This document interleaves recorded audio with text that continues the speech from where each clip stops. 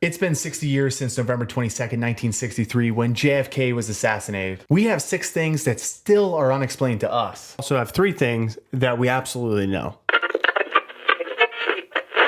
First thing we know, JFK was shot in Dealey Plaza at 12:30 p.m. Was rushed to Parkland Hospital. Yeah, pronounced dead at 1 p.m. So we definitely know that. That's fact number 1 in this case. And it's been on film. It's a Zapruder film, which we have and which everyone has seen. True. Ad nauseum. The second fact that we definitely know that it happened at about 1:50 p.m. Lee Harvey Oswald was arrested while he was in the movie theater. And he did resist arrest. And he even took out a pistol and he said, well, it's all over now. I mean, he did shoot Officer Tippett on the way to the movie theater because there was a description put out that was in connection with the president's assassination. Supposedly. Who knows? Because we never saw somebody or was never really connected to say Lee Harvey Oswald did. He got charged with the president and J.D. Tippett's murder. No one ever saw him commit. We don't really know. So again, the third thing we know that is definite, that there's no disputing, is 2 days later, November 24th, around 11:21, this was televised. It was televised. Everybody saw this. Lee Harvey Oswald was in police custody. He was being transferred. Jack Ruby shot him. Yeah, he shot him in the basement of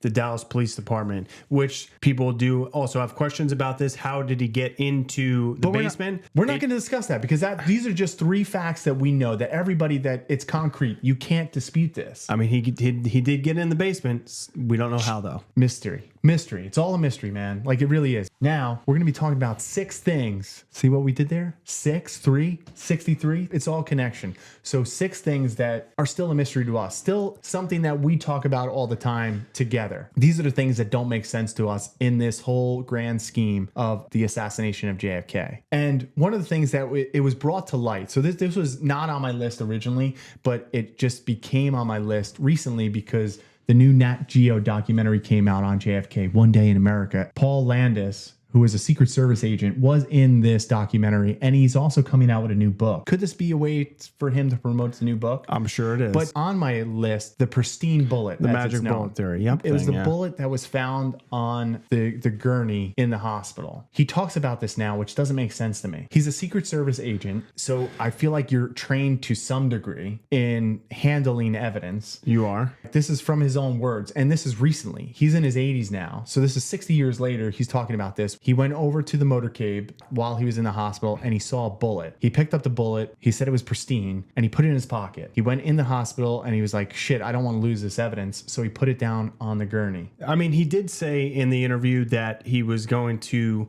present this evidence during the larger investigation to the Warren Commission, but he was never questioned by them. It doesn't make sense, does it? Why wouldn't you bring it up on your own then? I don't know. It's a mystery. When I started, learning more about this, the bullet for 60 years talked about, and now this is just another piece to this whole mystery of who really done it. Number 5 on our list. It's the classified documents. There's still 3% of documents that are classified. You have to wonder, who are they protecting? Who are they trying to cover up for after 60 years? Because there's been so many documents that have been declassified. Even recently as 2022, there was 13,000 documents. Right. What are they trying to still hide? I don't know. Number 4 on our list is the Zapruder film, but not the Zapruder film. It's all the films that we don't have. Because if you look at that day and all the documentaries that are out there, all the books, even the stuff that recently has been published, there is other videos of that day, other versions, other angles. Yeah, but like, there was a press car that was filming. Where is that video? Why don't we see that? Why isn't there a close-up? Why aren't they releasing that? Did they actually take video? Did they? Yeah. You saw it. Even in the new documentary, if you watch it on Nat Geo, it's really cool because at the very beginning when they leave Love Field and they're on the route, you see in the follow-up car all these videos.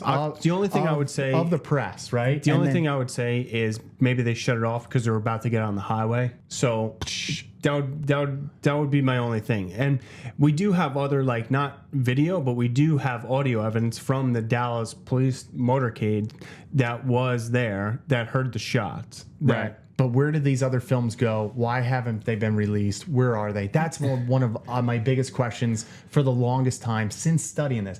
I would think the only reason why you don't see them or they're not as popular as the Zapruder film, it's probably because that has the fatal shot that blew off the side of his head. And I still think some of these other films had that fatal shot and maybe even showed some other angles. Maybe could have led to another suspect. I don't know. Number 3 on our list, Jack Ruby himself, the guy who killed Oswald, the guy who stopped Lee Harvey Oswald going to trial. Maybe we'd have found out more information. I mean, I think you definitely would have found out more information. I think that's exactly why he killed Oswald, is because my theory, Oswald didn't do it.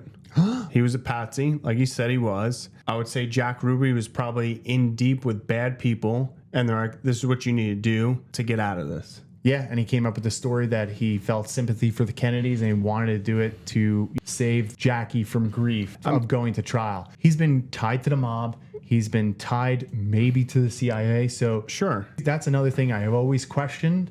Why? We'll never know, because he died in prison. Tie up loose ends. That's exactly why. I don't know. But we will never have the definitive answer of that now. Number 2 on our list.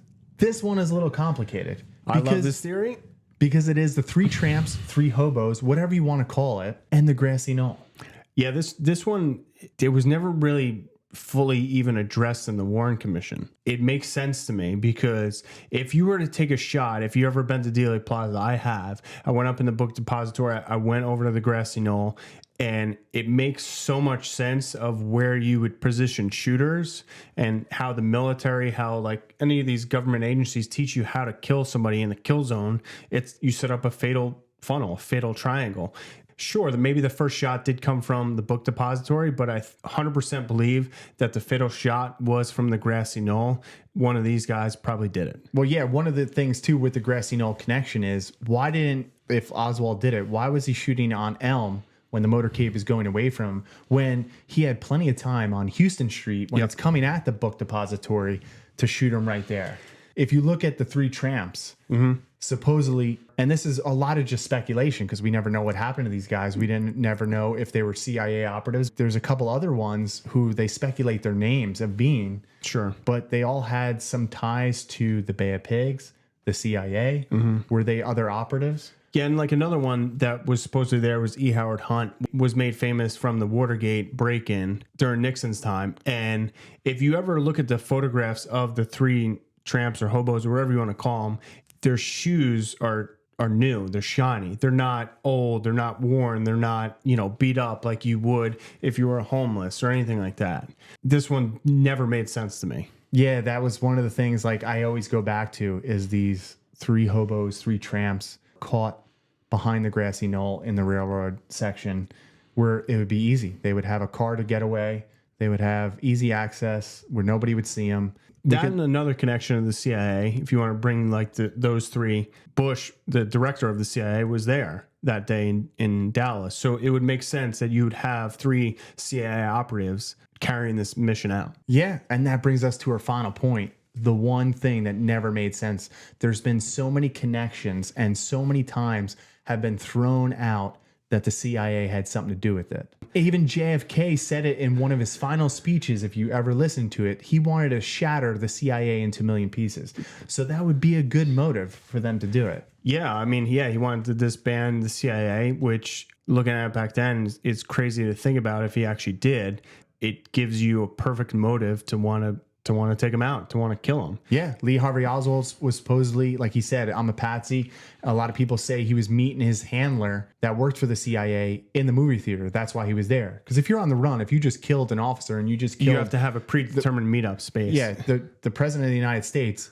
I don't think I would stop moving to go into a movie theater. Yeah, and like to hide out, that's a bad hideout spot. And like the documents that I've read and I looked up, if he actually did commit the murder from the book depository and he wanted to get out of town, there was a bus a couple blocks away that would take him straight out of town. Instead, he didn't take that bus. He went to a movie theater. Yeah, he pretty much went home, walked in the neighborhood, was walking to the movie theater supposedly, or running, shot the officer, and then went to the movie theater. It made no sense. And also like the ties of with Oswald going to Russia, being a marksman in the Marines or the Army. It does have perfect ties to the CIA. Listen, it doesn't make sense. If you could go back in time, where would you stand? Grassy knoll. Like behind it or just like... Right to the side of it. So I have a good line of sight of the book depository so I could look at that window. I 100% believe somebody shot from the book depository. But I also think that there was a shooter on the grassy knoll. Yeah, a lot of people say he was in the drainage thing right next to the grassy knoll as well, too. I don't know. Those are the 6 things that we still don't understand and we still talk about between each other and our friends. I don't know. Do you have any others that are on your list? Let us know. Make sure to subscribe to us on our YouTube channel, hit the bell for notification, and follow along to all the weirdness. Until the next one. Stay spooky. We're still talking about it to this day. All right. And when I first saw this, I was in 3rd grade. There was this little brown book, kind of like the Warren Commission. It was like the hard copy. I remember looking in, seeing Loch Ness Monster, Bigfoot, and then the JFK assassination. And I've been hooked ever since. Yeah.